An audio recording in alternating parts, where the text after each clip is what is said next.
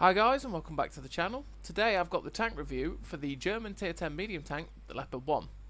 Now this is a pretty solid tank. It's a very good flanker sniper. It's incredibly mobile.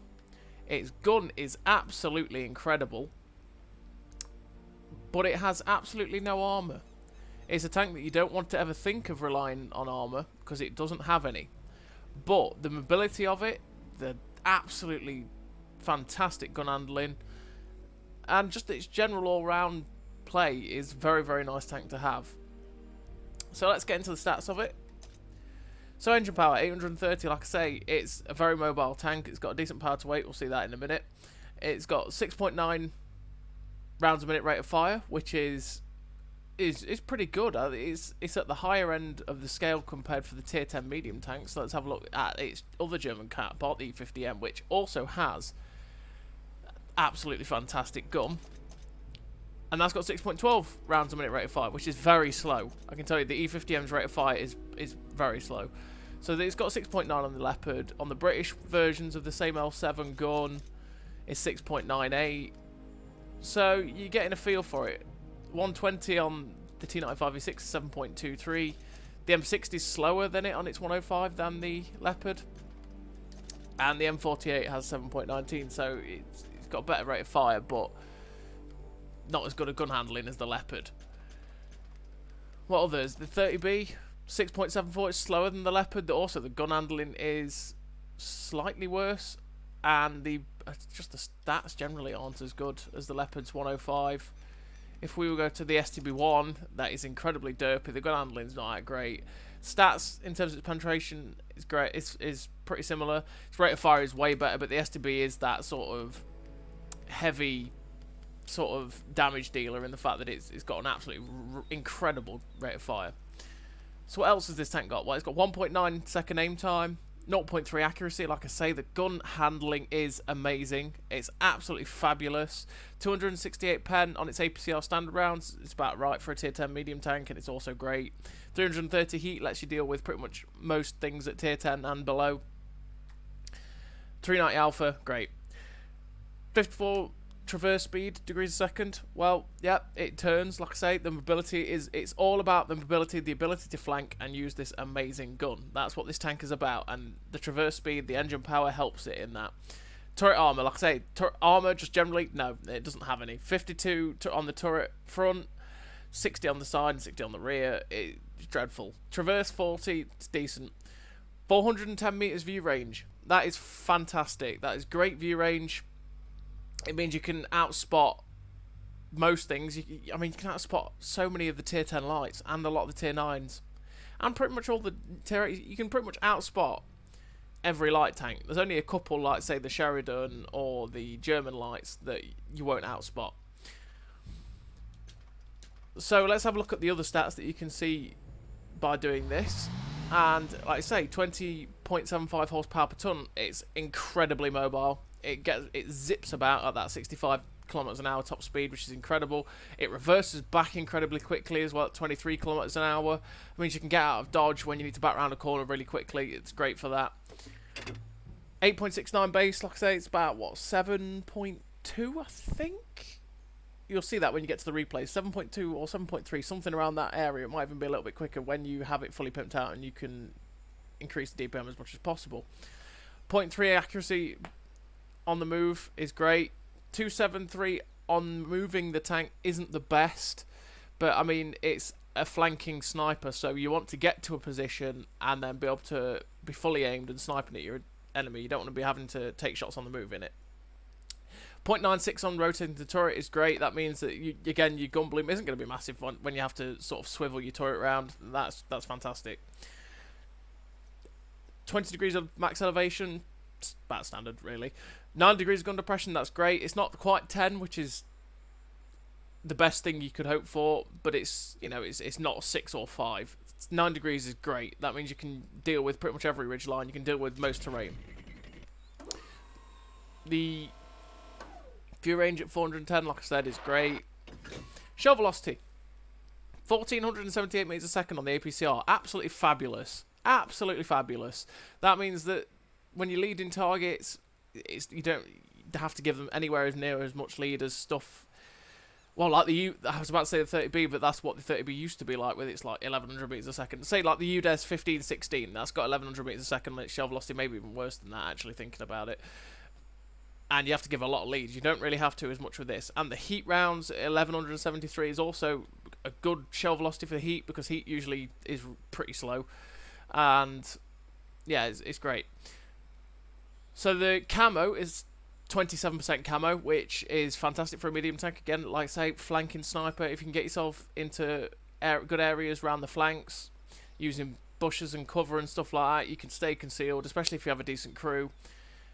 And it, you know, as a tank, the Leopard one, I kind of actually enjoy it. It's not quite my playstyle. The E50M is more my cup of tea because of having the durability and the armor. Even if the DPM is horrific, it's still, you know, has that durability that I like. But the Leopard one ain't quite my playstyle, but as a tank, it is a good tank. And, you know, it's not one that you'd want to be brawling as much in. And like I said, the flanking sniper is the role for it. In terms of equipment, I run rammer, vert stabs, and optics, and that's because, well, rammer and vert stabs are obvious. They're the ones you always want to be running, because vert stabs really incredibly helps the view range, really helps the gun handling even. And it's really kind of noticeable when you take vert stabs off of tanks sometimes, how bad the gun handling can be without it. So it's always one that you want. Same as the rammer. Taking off 10% of the reload is always something you really want to increase. If you've got good DPM, you want to make it better if you can. Bad DPM, again, you want to make it better if you can. But the optics the optics are something that are optional. Because of the 410 meters view range, if you run a good crew like this with Brothers in Arms, situational awareness, recon, and you run food, with vents, you'll have incredible view range already. So you will outspot most tanks anyway. So you don't really need the optics that much. I just like to max it out completely so that I'm pretty much never going to get outspotted, and it maximizes any kind of assistance damage I can have through spotting. And it makes me kind of like a light tank, especially with the mobility at 65 kilometers an hour even, where you can just zip to aggressive positions and get good spots out. So that's why I run optics. But vents, for maximizing everything else, and plus you do get a little bit boosted view range anyway with vents, are very much a thing that you could run quite easily on this tank. And I think they're also, if we have a look, cheaper, I want to say. Yeah, 150,000 credits instead of the 500,000. So that's food for thought. If you want to max out the DPM, if you want to make the reload slightly better, if you want to make gun handling slightly better, then vents is probably a good one to take. But I run optics for the reasons I've listed. But as you know, on a whole, I think the Leopard 1 is a good tank. It's very nice to play. Like I say, it hits shots that are just unbelievable sometimes. I mean, RNG obviously does take its toll sometimes and misses shots that you're thinking, what? But for the most part, it's lovely to play. So, as always, everybody, that's my thoughts on the tank. That's all the stats that going through completely in depth. And I'll let you make your own minds up on the gameplay. I'll see you there.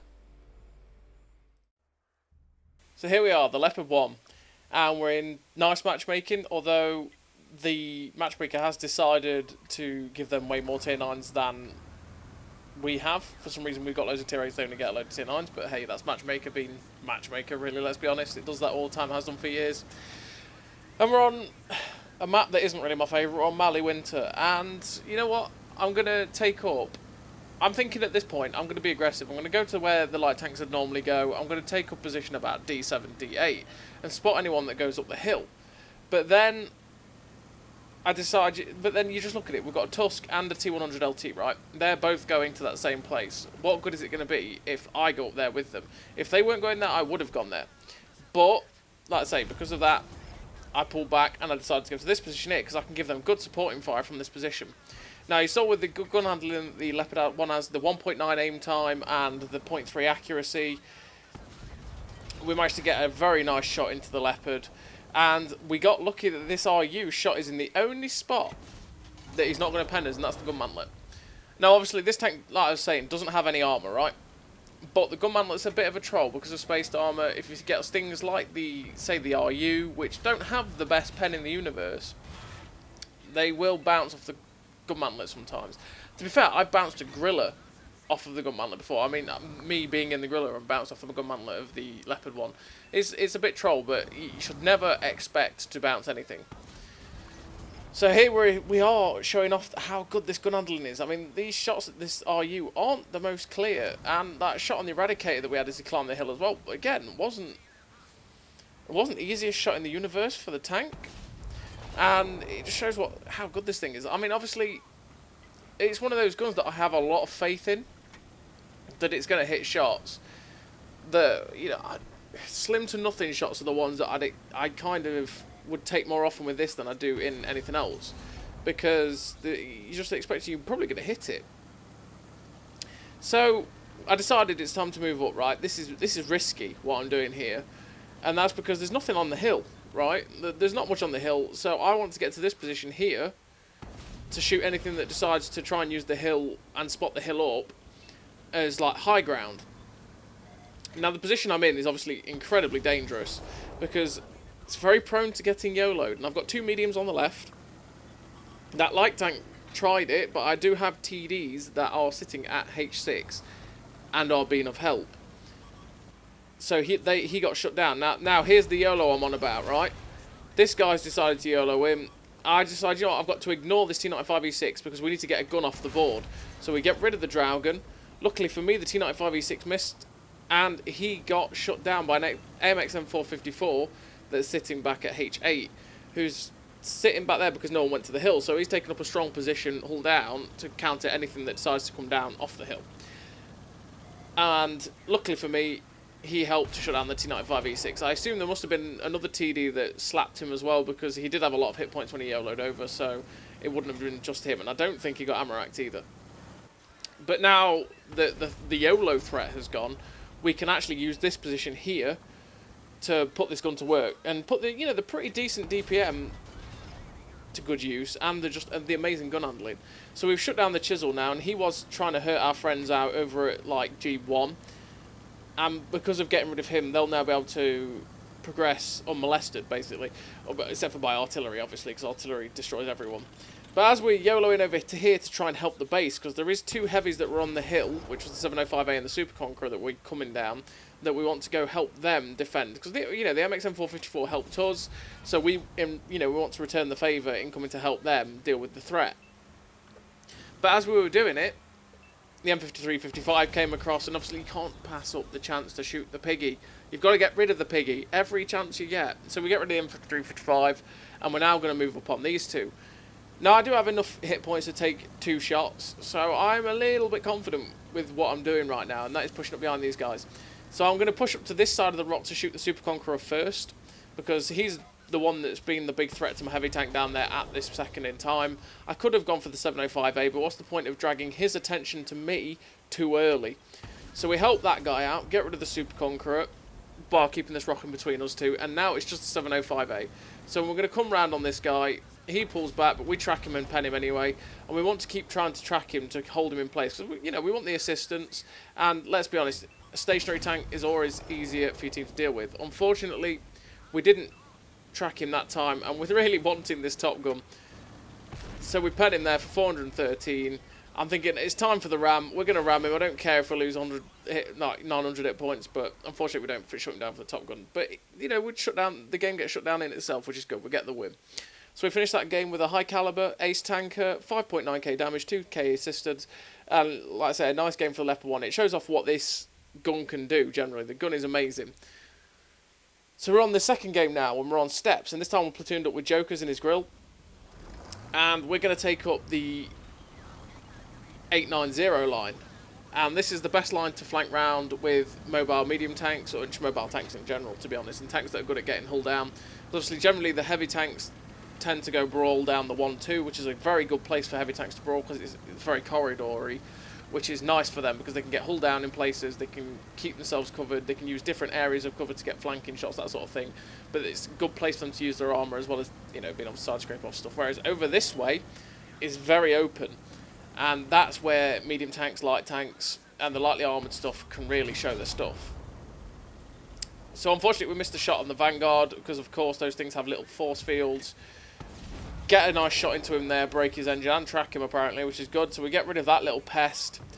And we're now looking for shots at the TVP. And like I say, this gun is fabulous. Fabulous, right? Because that shot on that TVP was incredibly slim. And it just flew straight into his turret, which is exactly what you want. So there doesn't seem... look how much help and support we've got on this flank. We've got a lot of help and support. So I decided, you know what? It's time to go. There's this King Tiger and he seems to be alone. So we're going to just push aggressively, push down it, especially since there's not much on the heavy tank flank to defend it for us. So we don't want to get bogged down on this flank and spend too long on it, because otherwise they're going to push through and go straight into our base. So we just need to, again, it's all about pushing the tempo and recognising when you need to push the tempo. So all the support we had, and the fact that it was clearly the King Tiger was pretty much by himself, we needed to go.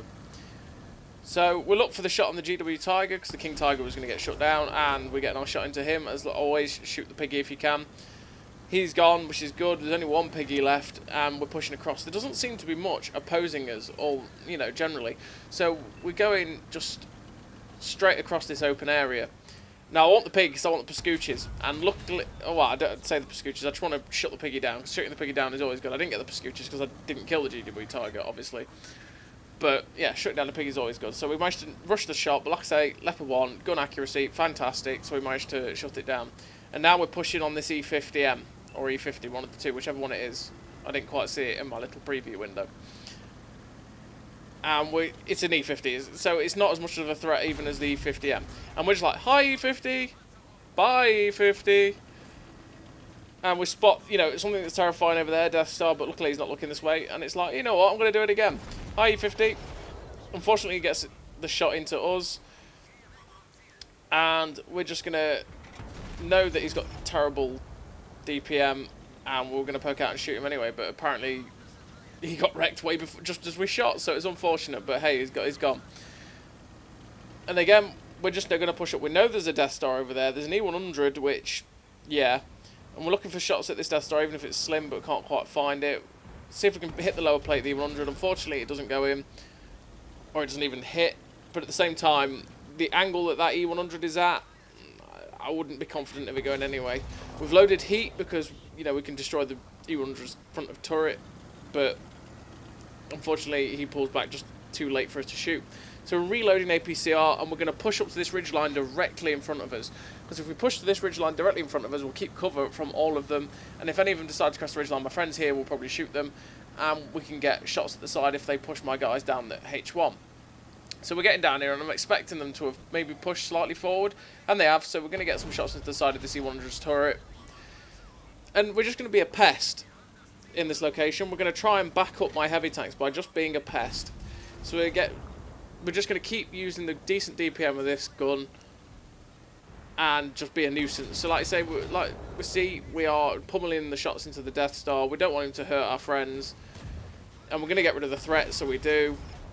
Now there's just the E100 left, and we are going to aim. Look how much hit points is on. This is a chance to get assistance. So we track him. We've got everybody that was charging towards him. We're going to pull back, so we're still covered behind the ridgeline, and we're just going to keep popping shots into his track. He's clearly not got a great crew because we are perma-tracking him, and it's just a big XP pinata and assistance to pinata, which is what we just got. We just got like, what, 1,600 assistance on tracking him. We're aiming for the tracking shot on that. Well, we were aiming for a shot on the machine then, and we penned it. We're aiming for the track here. Don't get it. Joker's penned a HE round on the machine for like 1,000 nearly, or whatever it was. That's absolutely filthy. He got wrecked. He got set on fire. Poor guy bled to death pretty much. And we've now just got the Martian left. And I'm going for the tracks because, you know, assistance. If you can push us, just look at that. We just pushed an extra 1,000 assistance for that track. But we're not concerned now about getting the... We just want one more shot of damage. And that finishes up the round in the Leopard again. And it shows off what the mobility and the great gun handling this tank can do when you put it to good, you know, great effect. So we finished that game. Ace Tanker, High Caliber, Brothers in Arms with Jokers, Sniper, Confederate, and a very, very nice game in the Leopard 1. 1,600 base, 26 shots fired, 24 hits, 17 pens. Like I say, this gun is amazing, and it's a very good flanking a sniper, and it's one that I'd very much recommend to unlock because it is a very good flanking medium tank.